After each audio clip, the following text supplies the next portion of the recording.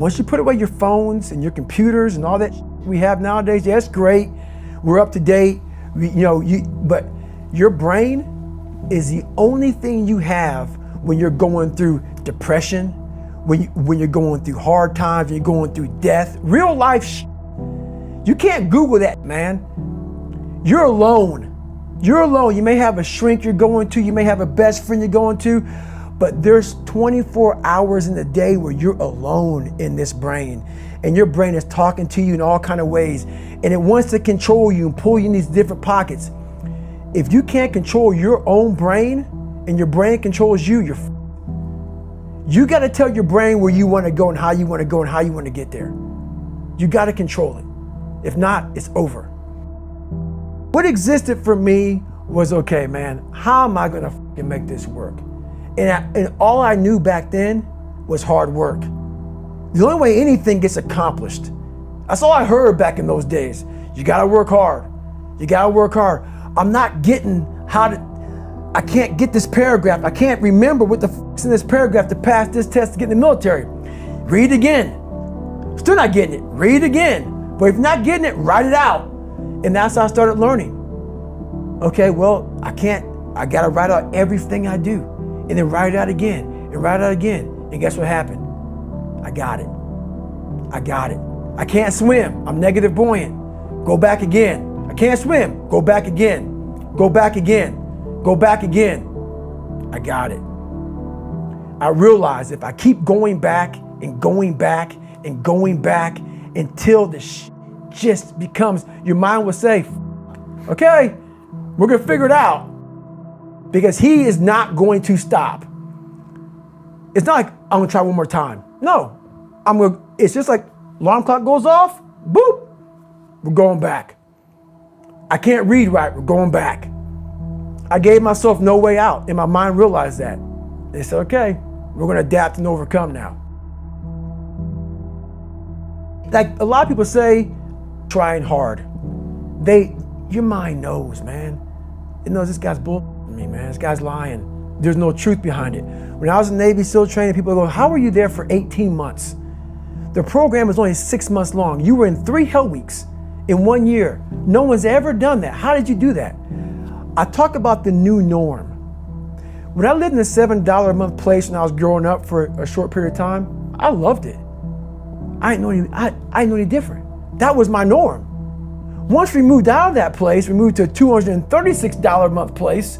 I was like, I never want to go back to that little piece of shit. But if you go back to that $7 a month place and you realize this is where I live, this is all I got, your mind says, roger that, this is home. So when I was going through Navy SEAL training for 18 months and going back through all the hard parts over and over again, I told myself after the first time, I knew it was gonna be a long journey there. My body was breaking down. It was just how it was going on. I said, you know what, this is my new norm. So my mind said, it's like going to work. Like you go to work, you put your suit and tie on, I go into suffering every day. Every day, suffering, being broken, duct taping my feet up, stress fractures, shin splints, being broken. This is my new norm. And your mind says, if we're not broken, this ain't normal. We gotta be broken. So then your mind starts to get tougher and tougher and more callous. People go, how did you run on broken feet? Broken shins. My mind knew this is how we operate. We're in Navy SEAL training. This is what we are. I became hell. And that became my new norm. I gave myself no way out. There was nothing outside these walls of hell. Nothing. I loved God, but for a short period of time, I became the devil, because that was hell. I became the boss, the owner, the CEO of Navy SEAL training. That was my mindset. And that's how you get through things. You immerse yourself in wherever it is, and you become that. You become that and give yourself no way out. When I was 297 pounds and I was fat as hell trying to be a Navy SEAL, the scariest thing in the world to me, even to this day, was that could have been the rest of my life. I thought then I was trying hard. That's the scariest thing in the world. I thought then, 297 pound, working for Ecolab, spraying for cockroaches, making $1,000 a month. I thought that was me at my 100% potential. Come to find out, a few years later, I wasn't anywhere near that. 106 pounds less, graduated Navy SEAL training, went on to do all these other things. Looking back on that, that was me trying hard. That's why people gotta understand what is in us.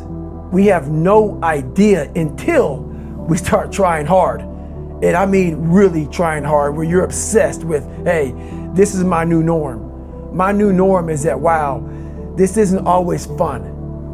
It's not always meant to be fun. And that's when you know you're trying hard. People hear my story and think this guy is sadistic.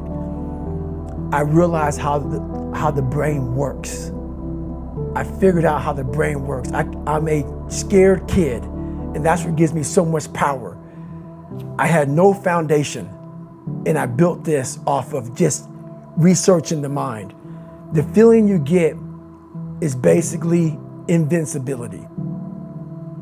You realize that you can't do it all the time. When you need to do it, I know I can go to a place that I can live in. And when you know that you can run on broken legs and you can do certain things that a lot of people can do, but they're not willing to do, this power, this sympathetic nervous system of fight or flight, and you're fighting, it gives you this charge of energy of when you're sitting there at 3:30, 4 o'clock in the morning and you're duct taping your feet up because they're broken, and you're doing it by yourself, and you're going through arguably one of the hardest training in the world. And these guys, most of them are healthy, and you're going through it broken, and you're already at a disadvantage, but you're still there. You can feed into that and tap into that for a lot of power. But if you look at it, well, I'm broken, man. I'm not gonna make it. But if you look at it as, man, I'm broken and I'm still here, and I'm fighting, and I'm gonna find a way to get through this because I have no other place to go. It gives you a lot of power. When things start to suck really, really bad, my brain and a lot of people's brain, they don't go to your dad beating you up. Your brain says, we gotta get the out of here. This is miserable. So anger goes away a lot of times when you're suffering, because your brain just says, we gotta run, we gotta go. So that anger is not popping up saying, oh, I wanna show them, I wanna show those people. No, there has to be a much deeper, when I say deeper, it has to be down to mineral soil. It has to be down to that nice mineral soil where nothing can burn. You can't burn dirt. So it has to be down that low, that literally is something in you that's at the core of your soul. But you don't find it unless you spend a lot of time with what you want to be in life. I can't give that to you. Right. You can't give it to somebody. When you find your true passion in life, and my passion for me was like, oh, I want to be, I don't give a Navy SEALs, Army, I don't give a shit. I want to serve my country. I want to be someone that I'm proud of. I want to look at myself in the mirror because I was so disappointed. That accountability mirror I talk about, I was so disappointed in what I saw every day. I wanted everybody to love David Goggins. And a lot of people did. I didn't love myself. But I knew a lot of us want to find peace first. So people say, man, you always talk about this suffering and pain and I'm at peace right now because I went through that. Right? You don't find peace first. If you do, Merry Christmas. More power to you. More power to you. I found peace on the opposite end of finding myself.